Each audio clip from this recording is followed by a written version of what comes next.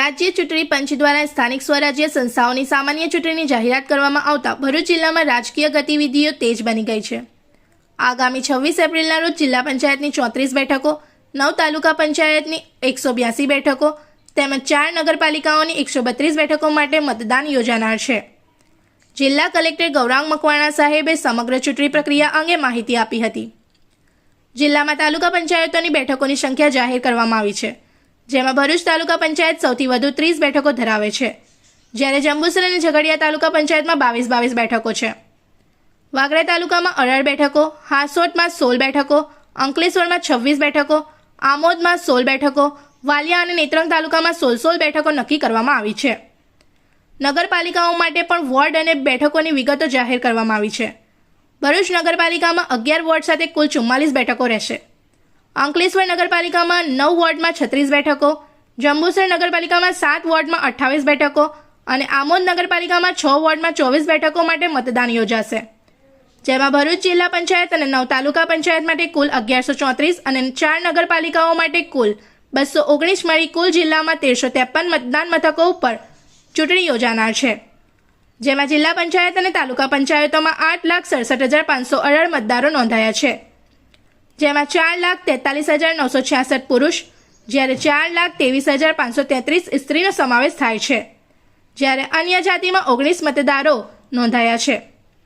4 નગરપાલિકાઓમાં 2,19,004 કુલ મતદારો નોંધાયા છે, જેમાં 1,10,653 પુરુષ, 1,08,332 સ્ત્રીઓ અને અન્યમાં 19 મતદારો નોંધાયા છે।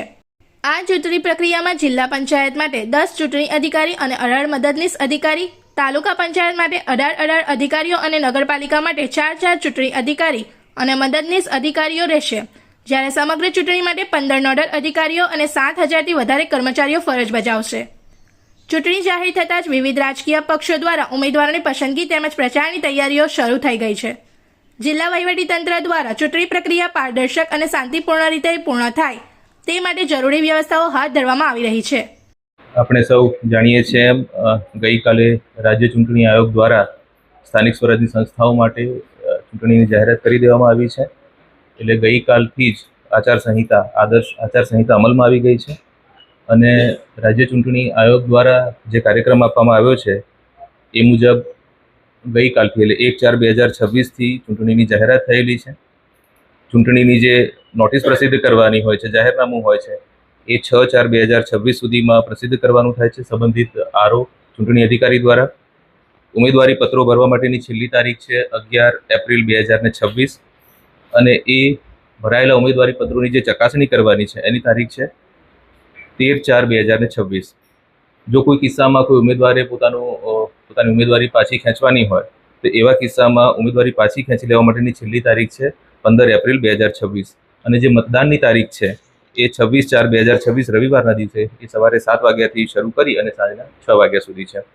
જો કોઈ કિસ્સામાં પુનઃ મતદાન કરવાનું થાય તો એવા કિસ્સામાં 27/4/2026ના રોજ પુનઃ મતદાનની તારીખ આપવામાં આવેલી છે અને મતગણતરી જે છે એ 28 એપ્રિલ 2026ના રોજ છે। એટલે સમગ્ર પ્રક્રિયા 28 તારીખે મતગણતરી સાથે સુનિશ્ચિત કરવાની થાય છે અને સમગ્ર ચૂંટણી પ્રક્રિયા જે છે એ પૂર્ણ થવાની તારીખ 30/4/2026 છે। ભરૂચ જિલ્લાની વાત કરું તો આપણા ત્યાં ભરૂચ જિલ્લા પંચાયતની ચૂંટણી છે, જેમાં એક જિલ્લા પંચાયત ગણીએ તો 34 સીટ આપણી જિલ્લા પંચાયતની છે, 9 તાલુકા પંચાયતોની 182 સીટ છે અને કુલ 4 નગરપાલિકાઓના 33 વોર્ડ અને એના 132 સભ્યો એની ચૂંટણી યોજવાની થાય છે। જે મતદાન મથકો ભરૂચ જિલ્લામાં છે એની આંકડાકીય વિગતો આપું તો તાલુકા જિલ્લા પંચાયતના મતદાન મથકો 1134 છે, જેમાં મતદારોની સંખ્યા 8,67,518 છે, જ્યારે નગરપાલિકાના મતદાન મથકો કુલ 219 છે, જેમાં મતદારોની સંખ્યા 2,19,004 છે। જિલ્લામાં પૂરતા પ્રમાણમાં સ્ટાફ છે ચૂંટણીની સમગ્ર કાર્યવાહીને કરવા માટે। જિલ્લા પંચાયતની ચૂંટણી માટે કુલ 10 જેટલા ચૂંટણી અધિકારી અને મદદનીશ ચૂંટણી અધિકારી 18 જેટલા નીમવામાં આવ્યા છે।